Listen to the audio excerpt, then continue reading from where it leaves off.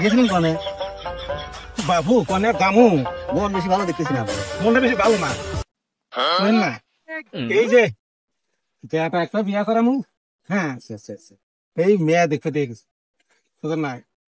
এবার মেয়ে মেলা ভাই, বুঝছেন? এই ছাওয়াল বিয়া করার চাইতেছে, এখন আর মেয়ে তালাশ করে পাইতে। হ্যাঁ পাইতেছেন না, কি কথা হলো না? কোন কালা চান না ধলা মেয়ে চান, না একটু লম্বা চান, না একটু খাটো চান? আর ডিমান্ড টিমান্ড আছে না আবার?